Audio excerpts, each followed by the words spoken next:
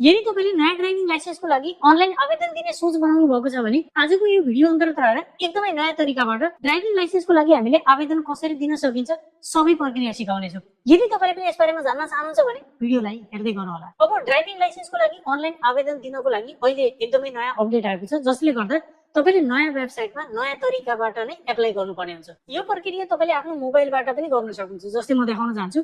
यहाँनिर तपाईँ आफ्नो मोबाइलमा क्रोम ब्राउजरमा जानु होला। EDLVRS डट तपाईँको जुन प्रदेश रहेको छ, जस्तै मेरो लुम्बिनी छ, तपाईँको बागमती छ भने डट बागमती, यस्तै गरेर सर्च गर्नु होला। सर्च गर्दा बित्तिकै टपमा नै देखाउँछ, जस्ट यसमा टच गर्नु होला। अब तपाईँले हेर्न सक्नुहुन्छ यो वेबसाइटमा हामी आइसकेका छौँ। यहाँनिर जुन जुन प्रक्रिया मैले बताउँछु त्यही तपाईँले फलो गर्नुपर्ने हुन्छ। यसभन्दा सजिलो कम्प्युटरबाट हुन्छ। मैले जस्ट कम्प्युटर स्क्रिन सेयर गर्न चाहन्छु। जस्ट कम्प्युटर स्क्रिनमा पनि तपाईँले हेर्न सक्नुहुन्छ यो तरिकाबाट देखाइरहेको हुन्छ। तपाईँले नयाँ लाइसेन्सको लागि आवेदन दिनको लागि इलेक्ट्रोनिक ड्राइभिङ लाइसेन्समा क्लिक गर्नु होला। यहाँनिर विभिन्न अप्सन दिएको हुन्छ। हामीले नयाँ ड्राइभिङ लाइसेन्सको लागि एप्लिकेसन दिने हो, त्यसैले गर्दा तपाईँले जस्ट न्यू लाइसेन्समा क्लिक गर्नु होला। यहाँनिर तीनवटा अप्सन दिएको हुन्छ। जस्तै यहाँनिर तपाईँले न्यू रजिस्ट्रेसन नेसनल आइडीको थ्रु गर्न सक्नुहुन्छ भने न्यू रजिस्ट्रेसन नागरिक एपको थ्रु पनि गर्न सक्नुहुन्छ। तर मैले तपाईँलाई अहिले रिसेन्टली न्यू रजिस्ट्रेसन नेसनल आइडीको थ्रु सिकाउने छु, किनभने धेरै साथीहरूले अहिले पनि नागरिक एपमा सबै प्रक्रिया पूरा गरेर आफ्नो आइडी क्रिएट गर्नुभएको छैन। यदि तपाईँले नागरिक एपमा अहिलेसम्म आइडी बनाउनु भएको छैन भने मैले आइकनमा एउटा भिडियो राखिदिन्छु। त्यो भिडियो हेरेर सजिलैसँग तपाईँले आफ्नो नागरिक एपको आइडी क्रिएट गर्न सक्नुहुन्छ फर्स्ट टाइममा नै। जस्ट यहाँनिर क्लिक गर्नु होला। अब हेर्न सक्नुहुन्छ यहाँनिर विभिन्न अप्सन दिएको छ। जस्तै हेर्न सक्नुहुन्छ सेलेक्ट क्याटेगोरी रहेको छ, मेडिकल रहेको छ, रिटन एक्जाम रहेको छ, ट्रायल रहेको छ, ट्याक्स पेमेन्ट रहेको छ। अब तलपट्टि दिएको इन्फर्मेसन तपाईँले फिल गर्नुपर्ने हुन्छ। सबैभन्दा पहिले भनेको छ नेसनल आइडी भेरिफिकेसन। यदि तपाईँले एनआइडी बनाउनु भएको छ वा तपाईँसँग नम्बर छ भने त्यस्तो अवस्थामा यहाँनिर तपाईँले राखेको डिटेलबाट अटोमेटिकली सबै डिटेल यसमा प्लेस हुनेछ।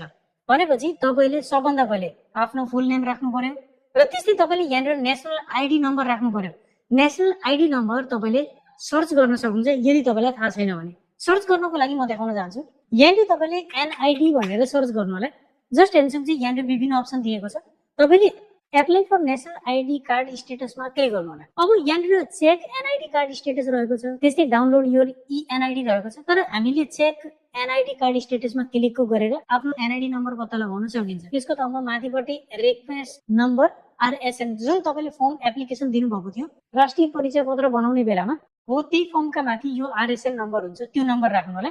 र जस्ट तपाईँले यो क्याप्चा राख्नु होला। क्याप्चा राखेर सर्च गर्दा बित्तिकै तपाईँको राष्ट्रिय परिचय पत्रको नम्बर देखाउँछ। त्यही नम्बरलाई कपी गर्नु होला। यहाँनिर तपाईँले त्यही नम्बर मेन्सन गर्नु होला। अब तपाईँले यहाँनिर डेट अफ बर्थ राख्नुपर्ने हुन्छ। साइडमा क्यालेन्डरमा क्लिक गरेर तपाईँले यहाँनिरबाट जस्ट क्लिक गर्नु होला। यहाँ क्लिक गरेर तपाईँले इयर सेलेक्ट गर्नु होला। एडीमा रहन्छ यो सबै डिटेल। त्यस्तै तपाईँले यहाँनिर क्लिक गरेर मन्थ सेलेक्ट गर्नु होला। त्यस्तै तपाईँले यहाँनिर क्लिक गरेर जुन डेट रहेको छ त्यो डेट सेलेक्ट गर्नु होला। यो तरिकाबाट सेलेक्ट गरिसकेपछि तलपट्टि जेन्डरमा तपाईँले मेल वा फिमेल सेलेक्ट गर्नु होला। त्यस्तै तपाईँले यहाँनिर आफ्नो मोबाइल नम्बर मेन्सन गर्नुपर्ने हुन्छ। भनेपछि तपाईँले आफ्नो नम्बर दिनु होला जुन तपाईँले राष्ट्रिय परिचय पत्र बनाउने बेलामा दिनुभएको थियो, त्यही नम्बर हुनुपर्छ, बल्ल मात्रै यो एक्टिभेट हुन्छ। मैले सबै डिटेल राखेर कन्टिन्यू गर्छु। जस्ट मैले सबै डिटेल राखेको छु। तपाईँले पनि यस्तै तरिकाबाट डिटेल राखेर कन्टिन्यूमा टच गर्नु होला। अब तपाईँले हेर्न सक्नुहुन्छ मेरो यहाँनिर अलरेडी लाइसेन्स बनेको हुनाले तपाईँको ड्राइभिङ लाइसेन्स पहिले नै रहेको छ। यदि तपाईँले एड क्याटेगोरी गर्न आवश्यक छ भने तलको बटनमा क्लिक गर्नुहोस् भनेको छ। भनेपछि यदि तपाईँले नयाँ ड्राइभिङ लाइसेन्स बनाउँदै हुनुहुन्छ भने त्यस्तो अवस्थामा भने प्रक्रिया अगाडि जान्छ। यदि तपाईँले ड्राइभिङ लाइसेन्स अलरेडी बनाउनु भएको छ भने यस्तो मेसेज तपाईँकोमा पनि देखाउनेछ।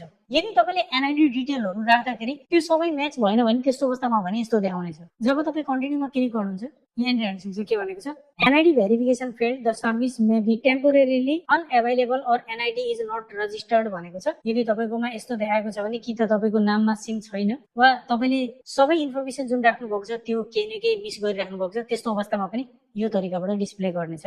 यदि यस्तो देखाएको छ भने तपाईँले एनआइडी डिटेलहरू फेरिबाट म्याच गरेर एप्लिकेसन दिनु होला। तर मेरो केसमा पनि अब यो अलरेडी बनेको हुनाले एड क्याटेगोरी भने हामीले गर्न सक्छौँ। सबै अप्सन उस्तै नै रहन्छ। तपाईँले यही तरिकाबाट फिल गर्नु होला। जस्ट मैले सबै डिटेल राखेको छु। तल हेर्नुहोस् जुन चाहिँ एउटा अप्सन भनेको छ तपाईँको मोबाइलमा एउटा ओटिपी जान्छ र एक दिनमा 3 पटक तपाईँले एप्लाई गर्न सक्नुहुन्छ। भनेपछि 3 पटक ट्राई गर्न सक्नुहुन्छ। जस्ट कन्टिन्यूमा टच गर्नु होला। जस्ट मैले ओटिपी भेरिफाई गर्छु। यहाँनिर मेरो लाइसेन्सको सबै डिटेल देखाइरहेको छ। प्रोसिडमा टच गर्छु। अब यहाँनिर त मैले क्याटेगोरी सेलेक्ट गर्ने हो, त्यसैले गर्दा मैले यहाँनिरबाट एउटा क्याटेगोरी सेलेक्ट गर्छु। जस्ट तपाईँले पनि नयाँ एप्लाई गर्दाखेरि पहिलोमा सेलेक्ट क्याटेगोरी नै आउँछ। यहाँनिर तपाईँले हेर्न सक्नुहुन्छ सुरुमा तपाईँले मोटरसाइकलको एप्लाई गर्दै हुनुहुन्छ भने यो क्लिक गर्नु होला। यदि तपाईँले स्कुटीको निकाल्दै हुनुहुन्छ भने यहाँ तल हेर्न सक्नुहुन्छ स्कुटर मोपेड रहेको छ, यसलाई क्लिक गर्नु होला।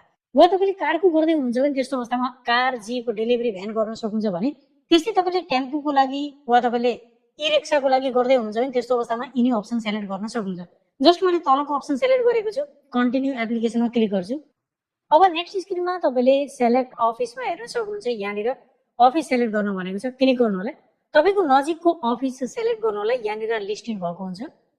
जस्ट तपाईँले सबमिट एप्लिकेसनमा क्लिक गर्नु होला। यहाँनिर एप्लिकेसन डिटेल देखाएको छ, एप्लिकेसन नम्बर देखाइरहेको छ र साथसाथै तपाईँले हेर्न सक्नुहुन्छ save this link to check your application status at any time भनेको छ।